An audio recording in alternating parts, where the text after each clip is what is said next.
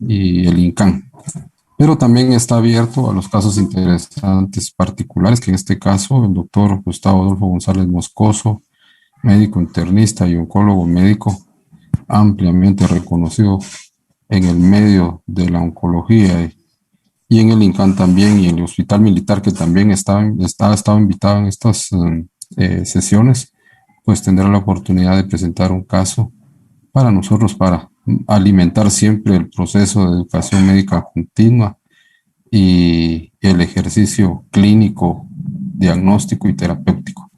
Adelante, doctor González Moscoso. Muchas gracias ahí por el tiempo y por el caso que nos va a presentar.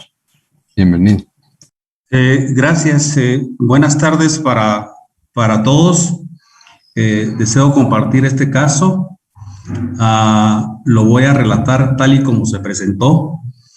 Me excuso de entrada porque no va a haber estudios de imagen.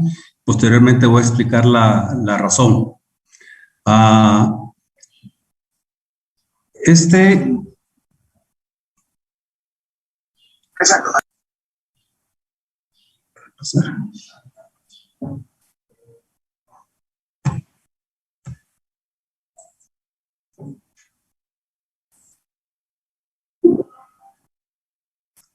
Ok. Este caso lo presento con autorización del paciente. Se trata de un masculino de 26 años de edad. El paciente estaba totalmente asintomático, según sus palabras, hasta 4 días antes de iniciar disnea. La sintomatología se inició el 22 de junio y lo voy a tratar de llevar por fechas para que miremos la evolución del caso. El paciente entonces inicia disnea 4 días antes del 22 de junio. Le llamó la atención que ya no pudo trabajar las 8 horas que él estaba acostumbrado a trabajar. En 4 días las molestias se exacerban y él decide consultar a un hospital privado en San Juan Ostuncalco, en Quetzaltenango. El paciente consultó a ese centro hospitalario en San Juan Ostuncalco el 20 de junio. Repito, la sintomatología tenía 4 días de evolución. En estos 4 días, la disnea, que había sido el síntoma inicial, progresa. Él refiere que presentó edema facial, que tuvo dilatación de las venas, de las venas del cuello. Empezó a necesitar oxígeno suplementario y seguramente, por lo que contó el paciente, nosotros asumimos que presentó un síndrome de vena cava superior. Ese día, cuando ingresó a este hospital, se le tomó la radiografía que aparece a la izquierda de la diapositiva. Y esta, pues, se puede apreciar una gran masa. Las dimensiones fueron dadas de 19 por 14 centímetros y se mira que la masa es bastante lobulada, No sé, doctor Roy, si presento todo el caso y después lo discutimos o podemos discutir diapositiva por diapositiva. Pues si quiere, discutamos diapositiva por diapositiva. Usted podríamos preguntar a algún residente, pues qué pudiera pensar para ir haciendo la retroalimentación y el proceso diagnóstico. En este caso, pues el doctor Hugo Castro también está con sus residentes. Yo, pues, si me permite, me atrevería a preguntar a un R3 de cirugía oncológica cuáles serían los signos más importantes de un síndrome de vena cava.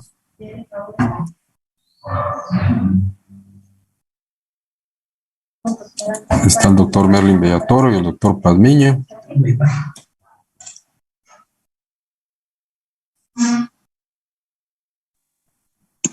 ¿Qué tal, doctor? Buenas noches. No sé si me escucha. Adelante, sí, adelante. Pero se mira la diapositiva. Sí, doctor. Cuando tenemos un paciente con síndrome de vena cava superior, eh, el paciente siente sensación de opresión en el pecho, disnea, hay taquicardia, hay taquipnea, tenemos edema facial, edema de la mitad superior del tórax, sobre todo del lado derecho. También se presenta circulación venosa colateral de la mitad superior del tórax e ingurgitación de las venas yugulares también. Son los signos más comunes. Muy bien. Entonces, doctor González, si quiere usted preguntar, sigue ahí el proceso también. O si quieren, presento el caso y ya después pues hacemos las discusiones que haya que hacer. Como mencioné, es una masa multilobulada y aunque todos en oncología estamos convencidos de que el diagnóstico tiene que ser en la gran mayoría de los casos histológico, en la gran mayoría, pero a veces uno puede sospechar cierta etiología. Y lo que llama la atención para mí en esta placa simple de tórax, aunque está muy poco penetrada, es que la masa se mira multilobulada, acá se miran bien los lóbulos, acá, acá, acá, y que en el extremo superior, acá, de la clavícula, pareciera haber una densidad. No sé si la logran ver. Sí, doctor. Bueno, pues cuando uno tiene una masa multilobulada en el mediastino, pues a uno le gustaría pensar en muchas cosas, pero por lo multilobulado, como que las primeras posibilidades es que se trate de un linfoma de Hodgkin, sobre todo la variedad de esclerosis nodular, aunque este es más frecuente en mujeres, o que fuera un linfoma no Hodgkin de bajo grado. Sin embargo, los de bajo grado a los 26 años como que no va. Los de bajo grado están reportados en personas mayores de 50, 60 años, no en personas tan jóvenes. Quizá haya casos, pero no es lo usual. Y esta densidad que aparece acá en el borde superior de la articulación esternoclavicular del lado izquierdo del paciente.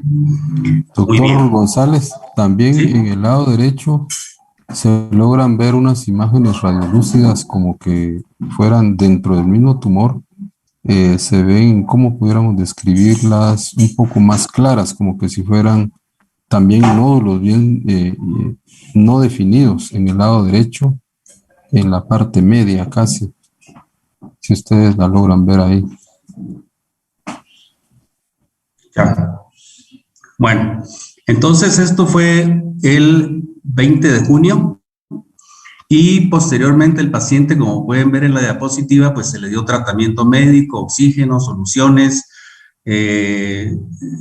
esteroides y todo lo que se usa para vena cava superior. Creo que hasta diurético le dieron en un momento determinado. Y posteriormente le realizan el 29 de junio, o sea, una semana después de su ingreso, una biopsia Trucut, como ustedes pueden ver acá en la diapositiva, biopsia Trucut. Y esa biopsia fue reportada, no sé si fue hecha o fue reportada el 29 de junio, con el patólogo que lo vio, lo reporta como un tejido conectivo con metástasis de un carcinoma. Esa fue la impresión del primer patólogo.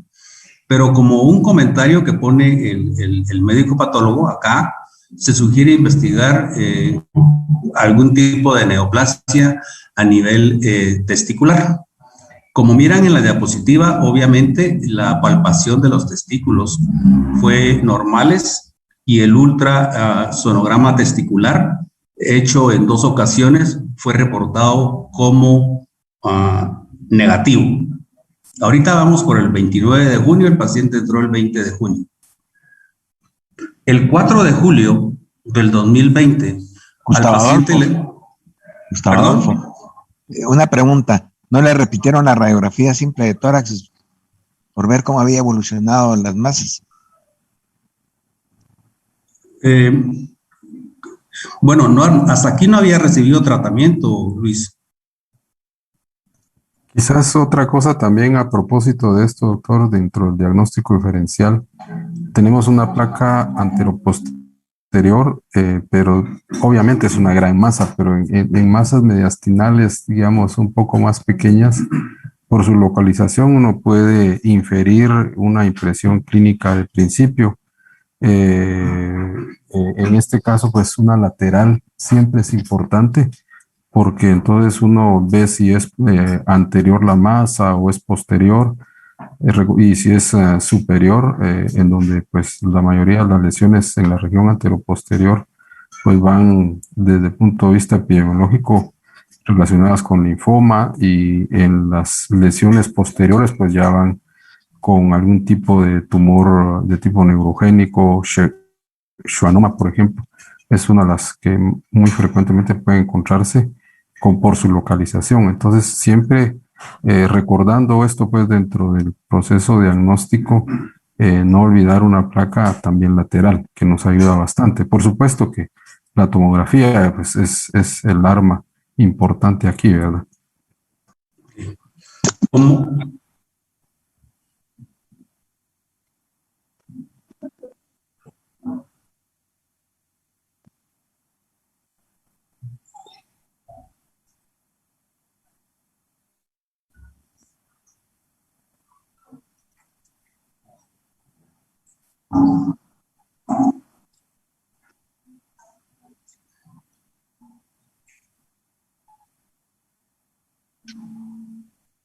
Pues de acuerdo. Es correcto.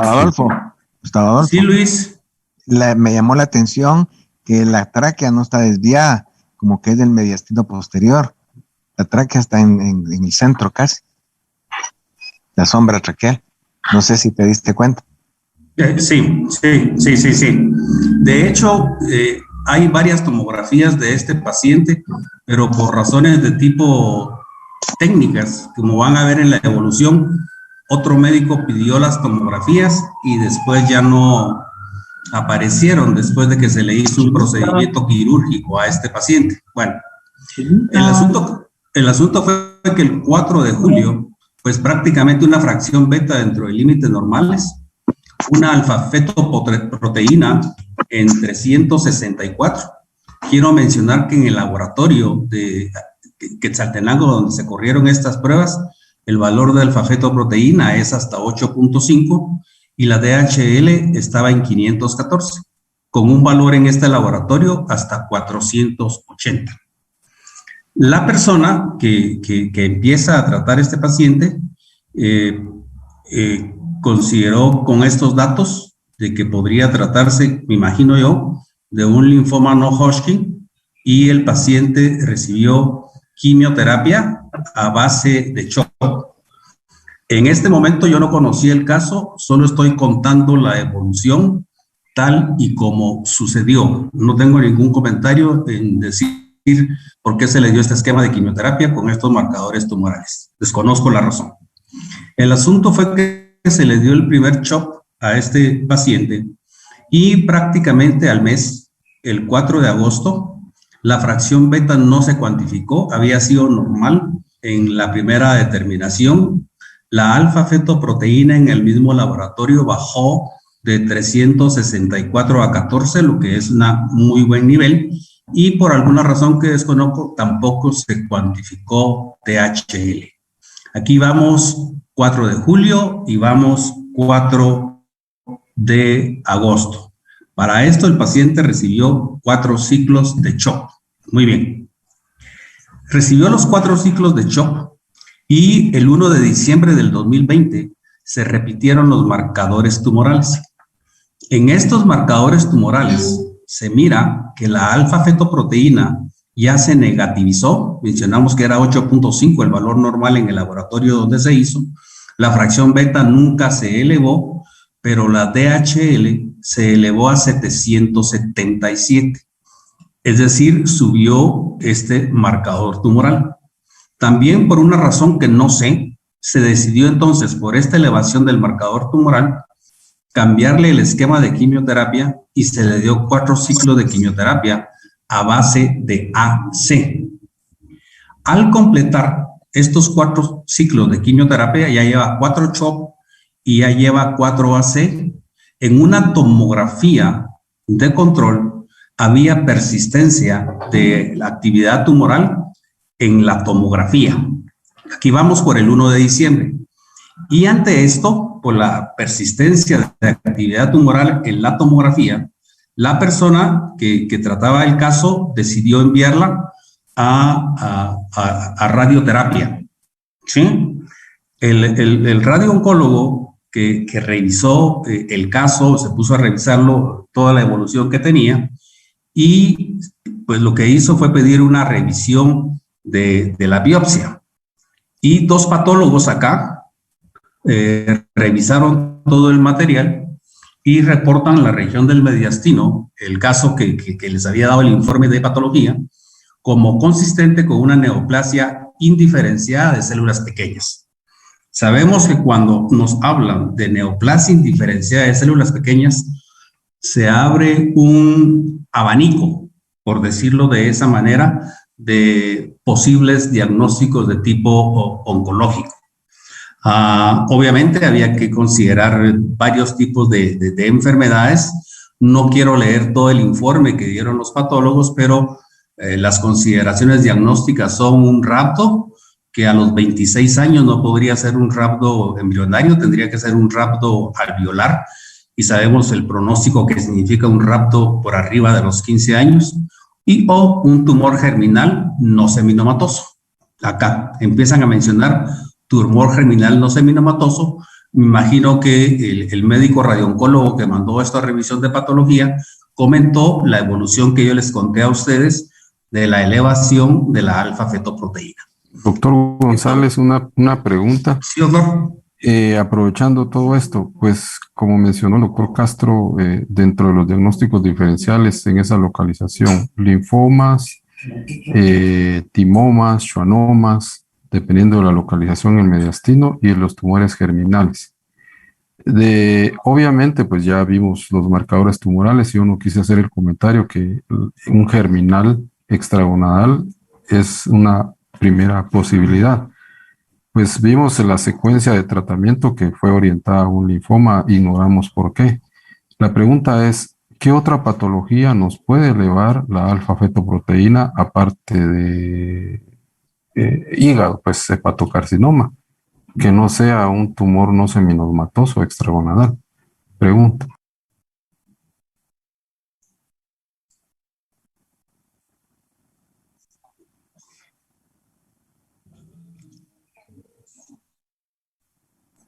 Ajá.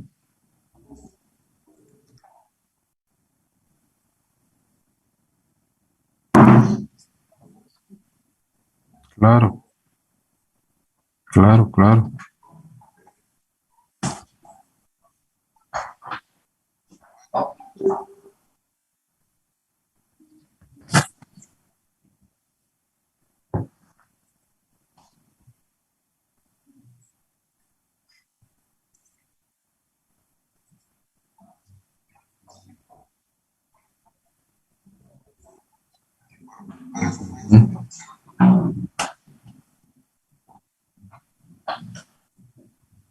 Exacto. Sí, pues esto queda para los todos, ¿verdad? Y los residentes también, los estudiantes que están conectados. Recordar que los marcadores tumorales que sí son muy sensibles a nivel testicular, independientemente de donde esté localizado, ya sea fuera del testículo, pues está la gonadotropina coriónica, que no hay otra que la eleve, y la alfa-fetoproteína también, sobre todo en un paciente masculino, ¿verdad? Entonces, esta es una de las primeras opciones que uno debe pensar desde el principio con los marcadores. Gracias, doctor. Muy bien. Entonces, como ustedes pueden ver en pantalla, se le corrieron una serie de pruebas de inmunohistoquímica. Se descarta por lo menos un linfoma no Hodgkin, por lo menos de tipo B. Se descarta por la miogenina negativa la posibilidad de que sea un rhabdo, obviamente de tipo alveolar, pero la fosfatasa alcalina placentaria, acá, la fosfatasa alcalina placentaria, sí no la reportaron como positiva. Y con los hallazgos histológicos, la elevación de los marcadores tumorales, más la elevación de la fosfatasa alcalina de tipo placentario, pues creo que se estuvo de acuerdo en que se trataba de un tumor mediastinal extragonadal no semimatoso y con la elevación de la alfa-fetoproteína como un fuerte componente de carcinoma embrionario o de tumor de senos endodérmicos.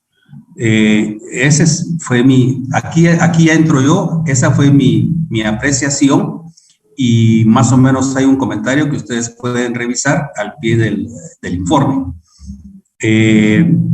Ante esta situación, como ustedes pueden ver, aquí ya vamos en diciembre, ¿sí? En 3 de diciembre. La evolución entonces por la inmunohistoquímica, una neoplasia germinal extragonadal no seminomatosa. Ya mencioné las posibilidades de tumor de senos endodérmicos o de carcinoma embrionario, y cuando se comentó el caso, pues mi opinión se centró en que el tratamiento de una neoplasia germinal sin un esquema que contenga cisplatino es difícil, ¿verdad? Ustedes, es difícil que no exponer un tumor germinal a este medicamento que desde los años 85, 86, 87, con Einho, cuando describe el BEP, se considera la piedra angular del tratamiento de las neoplasias germinales. Entonces, en mi opinión, le iniciamos quimioterapia con BEP. El paciente mejoró clínicamente. Hicimos una tomografía a los 3 ciclos y había persistencia de la enfermedad. 3 ciclos de BEP. Ya, para este momento, 4 CHOP, 4 AC y 3 BEP. Sin embargo, se tomó la decisión de intentar un ciclo más y nueva tomografía de control, y otra vez había persistencia del tumor. Ante esto, se empiezan a considerar diferentes opciones, ¿verdad? Diferentes opciones, y las consideraciones que se tuvieron, pero me gustaría oír opiniones. Por AT persistente, las consideraciones que se tomaron fueron completar 6 ciclos de BEP. Sin embargo, si no había respondido luego de 3 ciclos documentados por tomografía, luego de 4 ciclos documentados por tomografía, ¿qué tanto íbamos a lograr respuesta con 2 ciclos más? Se consideró que no se iba a lograr una respuesta adecuada. Se consideró utilizar un esquema de rescate, tal vez un VIP en un momento determinado, pero no nos convencía. No nos convenció tampoco el uso de radioterapia. Las neoplasias germinales extragonadales, las neoplasias germinales no seminomatosas, neoplasias germinales no seminomatosas, no estamos muy convencidos de la utilidad de la radioterapia. Por eso lo pongo con signo de interrogación. Entonces, ante un tumor persistente ya en este momento a 12 ciclos de quimioterapia, habiendo recibido el esquema que yo considero que es el ideal, y con una pequeña calcificación que les insistí mucho en la articulación externoclavicular del lado izquierdo, pues aplicando lo que sabemos de retroperitoneo, se consideró hacer una consulta con un cirujano de tórax, y obviamente para la consulta se mandaron todas las tomografías. Esa es la razón por la cual no les presenté tomografías, porque en ese ir y venir de las placas se pierden a veces en los hospitales. Suele suceder en todos los hospitales, por eso no hay. Y se decidió llevar al paciente a una toracotomía. Este es el resultado de la pieza. Perdón, doctor González, ¿fue toracotomía o fue esternotomía? Porque el abordaje realmente dependerá de la localización del tumor. Por eso era que era importante saber su localización, y lamentablemente pues no tenemos las tomografías. En ese sentido, pues el abordaje, si fue toracotomía, lo más probable es que era de medias. Es esternotomía. Es esternotomía, doctor. Ok, perdón, pero mi terminología quirúrgica no No es muy buena, perdón. Ok. Pero yo quiero centrarme en la patología. Entonces, ojalá que logren ustedes verlo. El procedimiento se efectuó el 10 de mayo. Se recuerdan que esto empezó el 20 de junio del 2020. Esto se realizó el 10 de mayo. Eh, y lo que aquí describe muchas cosas el patólogo, quizá lo importante es que se logró resecar un tumor residual que midió, usted lo puede leer, que midió 7.5 por 4.5 por 2.3 centímetros. Y como se menciona en el diagnóstico, la muestra aparentemente bien muestreada, en su totalidad se encontró únicamente necrosis, ¿sí? Necrosis, isquemia y lo importante es de que no se reporta que se haya encontrado células neoplásicas. Esto fue el 10 de mayo, el paciente evolucionó adecuadamente, se recuperó muy rápido. Yo pensé que la cirugía iba a ser más difícil la recuperación, pero tener 26 años siempre es una ventaja y así fue como quedó el paciente del procedimiento.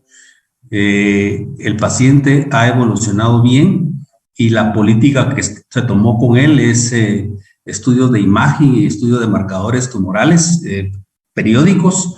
No ha tenido su primer control y dejo abierto el caso para oír comentarios, sobre todo sobre los esquemas de quimioterapia o lo que ustedes quieran comentar. Gustavo Adolfo, Sí, Luis. no encontraron tumor en la pieza, entonces no había neoplasia, todo era fibrosis, desmoplasia o saber qué, pero no había tumor. No, lo reportan, acá está el diagnóstico, básicamente es necrosis, acá, necrosis, ¿sí? Y que no se encontraron células neoplásicas.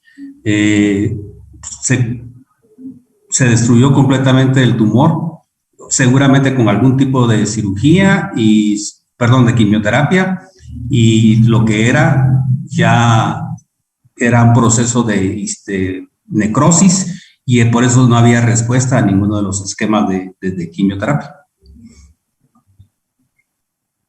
Doctor González, fíjese Sí, que viendo ya la evolución y la forma en que inició el proceso del paciente, pues no es criticar el primer esquema, pero a lo mejor el estado en que llegó el paciente era una distea franca y quien indicó el tratamiento con shock, pues definitivamente pensó en un linfoma y creo que con eso pues iba a resolver sin tener, digamos, los marcadores tumorales ni la biopsia, me imagino, con esa situación empíricamente pues o epidemiológicamente hablando le inició el esquema. Eso es uno. Lo otro es la primera radiografía, que es la única que tenemos, pues es una gran masa, pero no es la masa original, porque yo pienso que de alguna manera sí la respuesta que pudo haber tenido en relación a lo que se quitó realmente es poco. 6 centímetros comparado a lo que vemos en esta radiografía, que calculo yo que ahí es una masa de unos 20 centímetros mínimo. 19 por De 14 la alguna reportaron. Exacto. Entonces, de alguna manera ya la respuesta que sí tuvo con la quimioterapia probablemente fue con el segundo esquema del BEP, ya destinado a un tumor germinal extragonadal, pues sí creo que sí tuvo una respuesta, porque lo que se obtuvo al final y lo que se encontró en el mediastino realmente fue a una masa pequeña, pues de 7 por 6, porque yo dije, le entraron a ese mediastino y tratar de quitar esa gran masa, la verdad desde el punto de vista quirúrgico, yo pienso que no se hubiera podido quitar, pero pienso que sí tuvo una respuesta parcial bastante buena con el esquema de quimioterapia. Pues yo diría con el segundo esquema ya destinado a lo que era realmente el propio tumor, ¿verdad? Ya.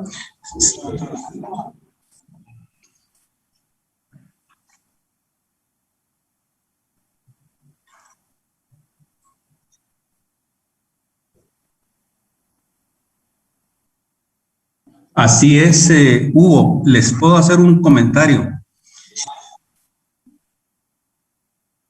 Se nos perdió el audio del doctor Castro, no sé si lo... Se oye, se oye. Yo sí se oye. Sí.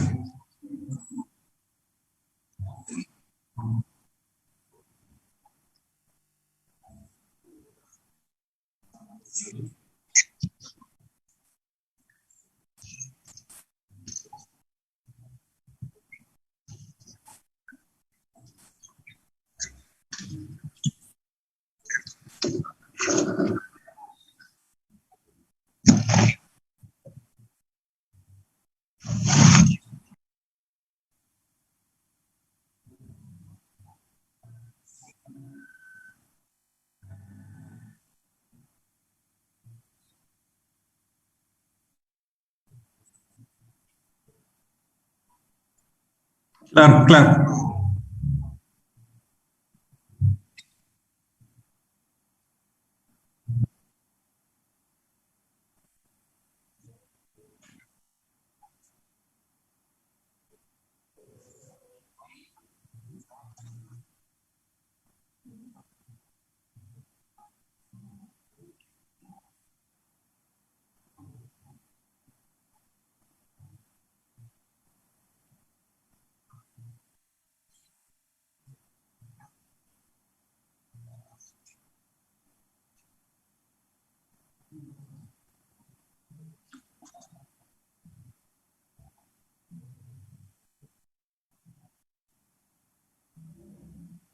Ya.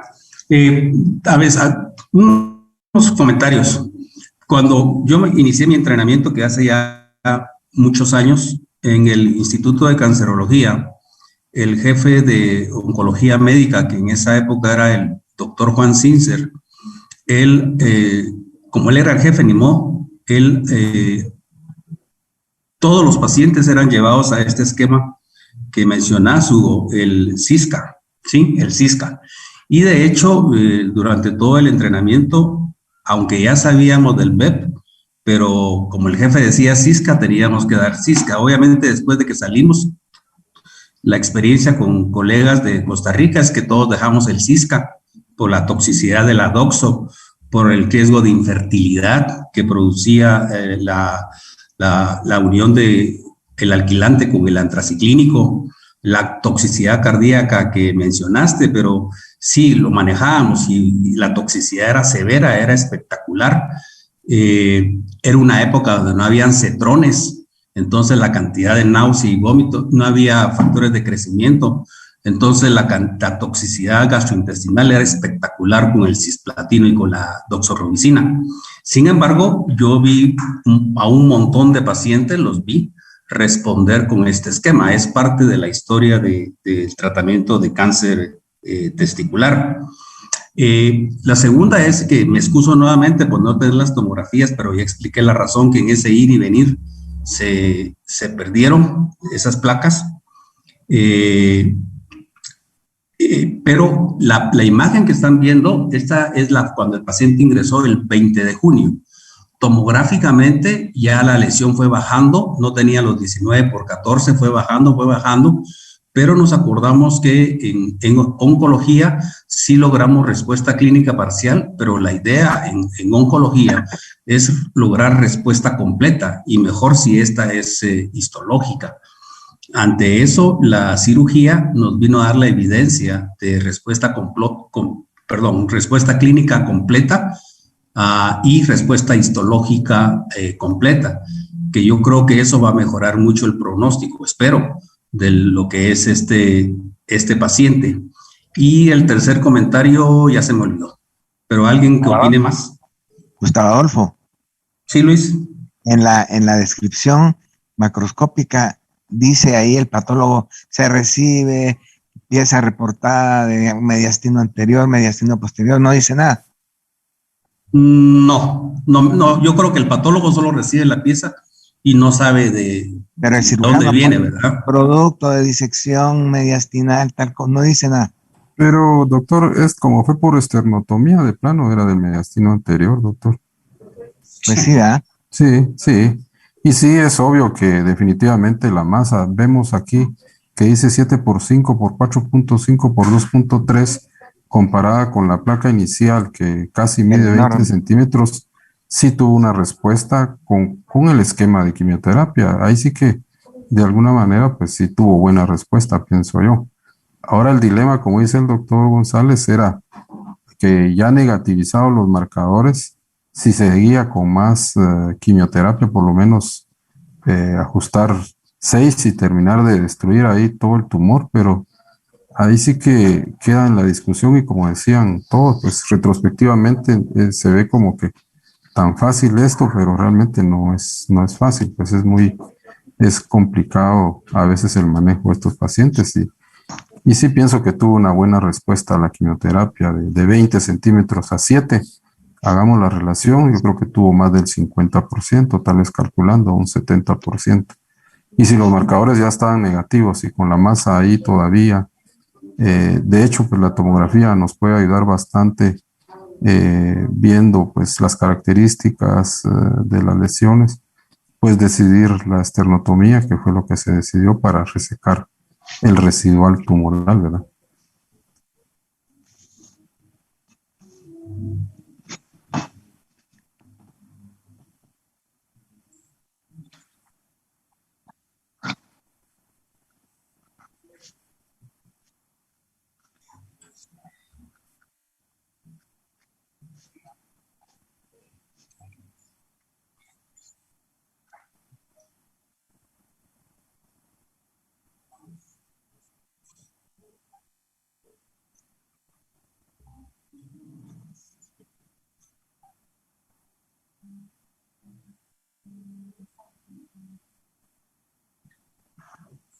Sí, yo, para nuestra, para nuestra realidad, el patólogo nos dice que resecó todo y que solo había necrosis.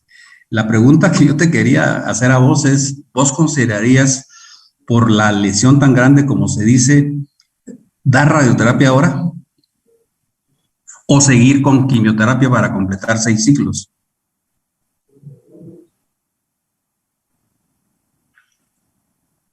Ok,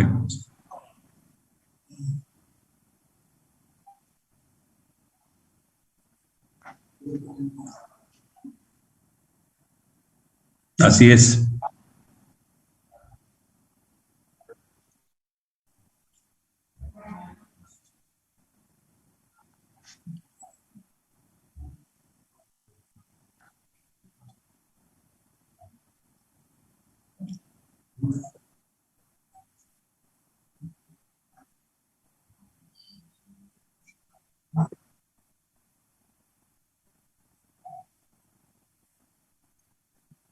De acuerdo.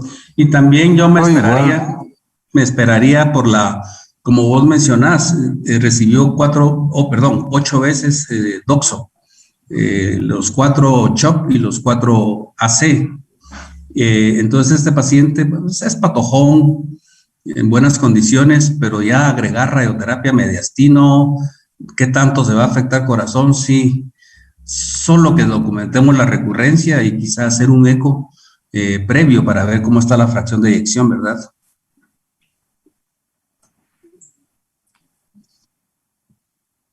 ahora la pregunta es, yo siento que el paciente respondió obviamente al esquema BEP, ¿verdad? BEP.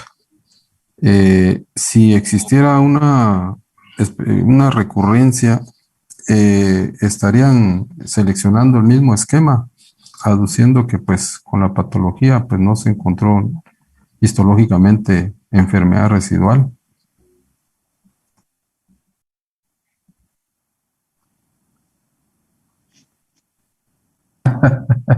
Saber, ¿verdad?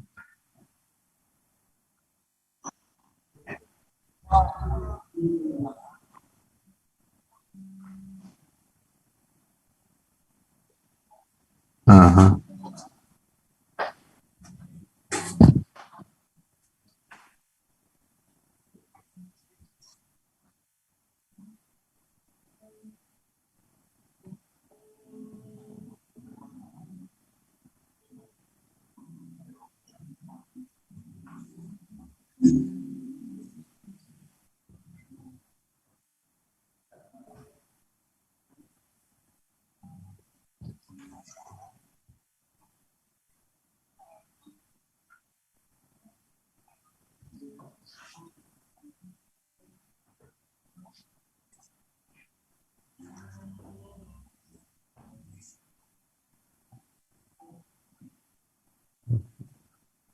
Sí. Sí. Y los marcadores serían también el que nos marcaría ahí, ¿verdad? Sí. En relación a la respuesta, obviamente. Como este paciente marcó, los marcadores van a ser una buena forma de seguimiento y obviamente los estudios de imagen. Tenemos esa gran ventaja. Quizá, ya me acordé del comentario que quería hacer, alguien mencionó la sintomatología de lo que es síndrome de vena cava superior. Sí, y cuando tenemos hace como unos 8 meses les presenté otro caso de un síndrome de vena cava superior por una masa germinal. No sé si recuerdan este caso de que lo tratamos en el INCAN. Y este paciente respondió, pero se consolidó con radioterapia. A lo que quiero llegar es que con síndrome de vena cava superior, a veces los pacientes llegan muy malitos y como que a uno le comen los dedos por mandarlo de primas a primeras a radioterapia, ¿verdad? Pero si uno considera, teniendo buen juicio, por supuesto, de que el paciente aguanta un poquito más, tratar de llegar al diagnóstico histológico. ¿Por qué?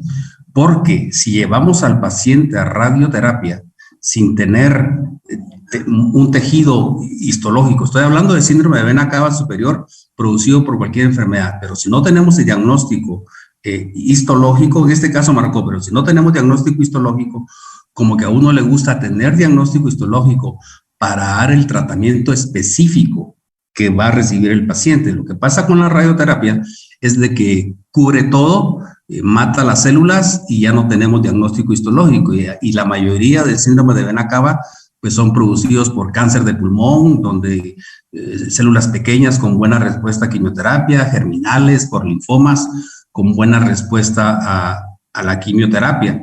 Y en linfomas y en germinales, pues les cambiamos el pronóstico definitivamente a los pacientes. Ese es vigilar mucho el síndrome de vena cava y si le vamos a dar radioterapia que sea en el momento preciso, pero no antes. Primero tratar de afinar lo que es el diagnóstico.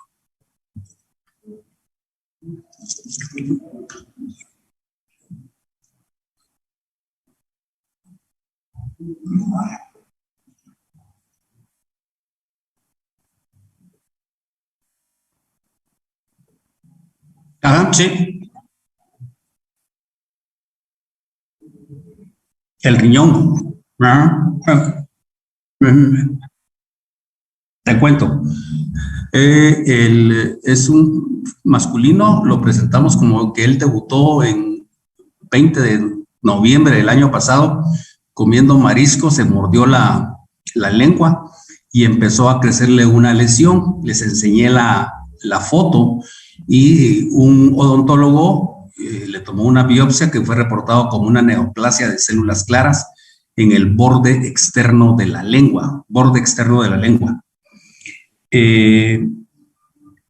obviamente por células claras en cabeza y cuello, pues que puede haber definitivamente, pero como que a uno le gustaría pensar en riñón. Se le hizo el ultrasonido, tomografía y la gran masa que les mostré. Este paciente se había presentado inicialmente y que la idea era llevarlo a nefrectomía y la razón de eso era para darle control local, dolor, hematuria, y ese era el plan original y luego darle sunitinib. No había opción económica para utilizar inmunoterapia, no existía esa posibilidad. Sí existía para sunitinib, pero no para inmunoterapia. Y se programó para cirugía, pero algo pasó en la unidad y en el momento de tomar la determinación ya no se hizo nada de la tumorectomía, de la nefrectomía, y al paciente se le hizo únicamente resección del tumor en la lengua, que era lo que en realidad le estaba produciendo dolor.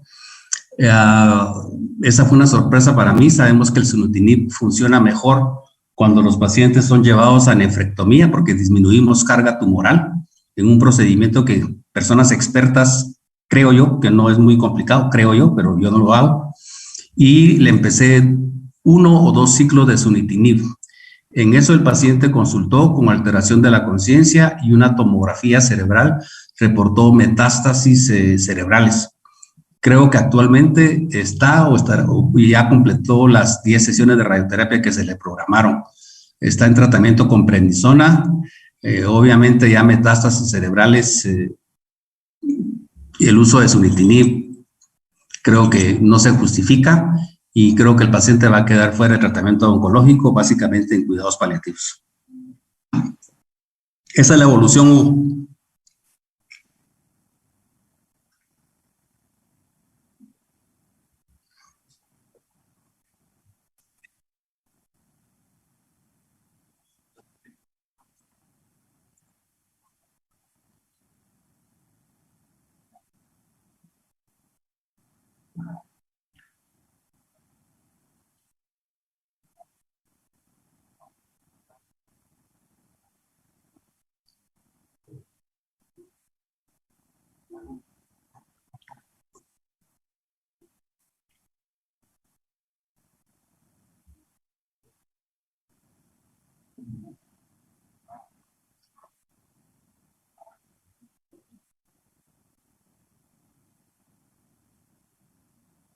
Ok, de acuerdo. ¿Algún otro comentario? Tal vez solo continuando con este caso, doctor. Sí, este paciente sí se le hizo una resección inicial, creo yo que hace 2 meses, de la lesión en la lengua. Así es. El paciente volvió a recaer, ¿verdad? Así en es. el momento de la recaída, ahí fue en donde se sospechó que también había problema neurológico y se le hizo un estudio y se confirmó las metástasis ya cerebrales, ¿verdad? Esto es en un tiempo de 2 meses. Entonces aquí viene la pregunta, ¿realmente hubiera valido hacerle la nefrectomía a este paciente? No sé. Quizás en enfermedad oligometastásica, pues la cirugía citorreductora de riñón está descrita, pero recuerdo que este paciente también tenía metástasis pulmonares y nunca, pues me dijeron, que yo recuerde, también dijeron que había metástasis óseas. Entonces ya era una enfermedad bastante sistémica avanzada, ¿verdad? Solo Así es. como manera de aclarar ahí. Doctor,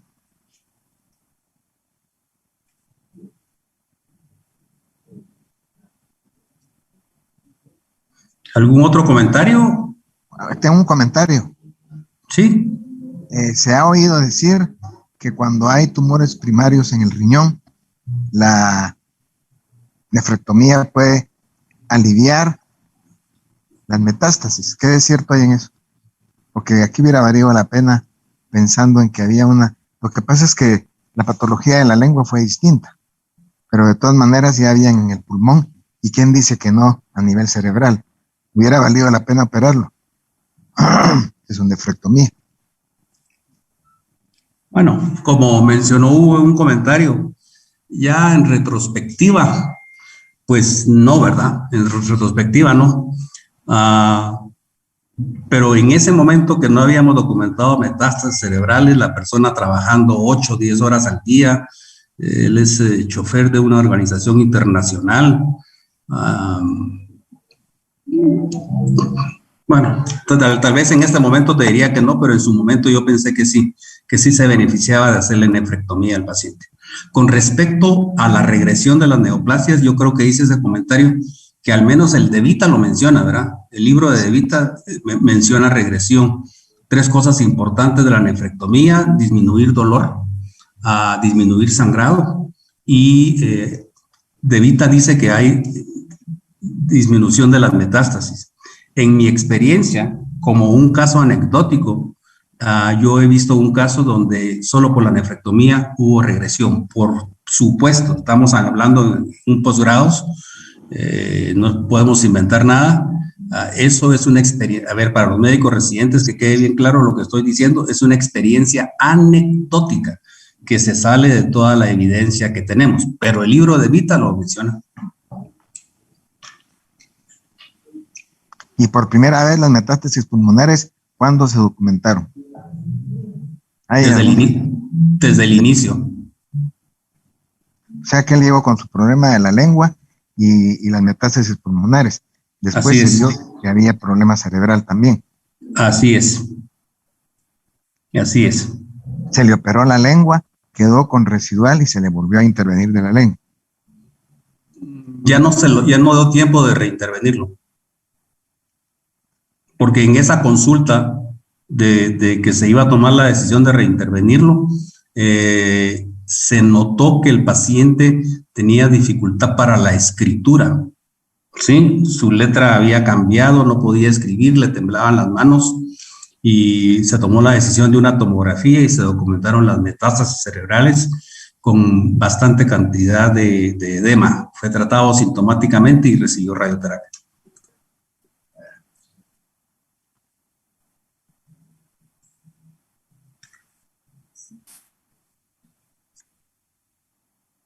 Bueno, pues yo es todo lo que les puedo mostrar. Al igual que el caso de riñón, les voy a comentar de esta evolución de este caso, porque este caso, como dijo Hugo Castro, con el tamaño tumoral, probabilidades de recurrencia son altas, ¿verdad? Y los va a tener informados de la evolución. A la orden. Bueno, muchas gracias. Si ya no tienen otro comentario o pregunta para el doctor González, pues muy agradecido, doctor. El caso bastante interesante, nos deja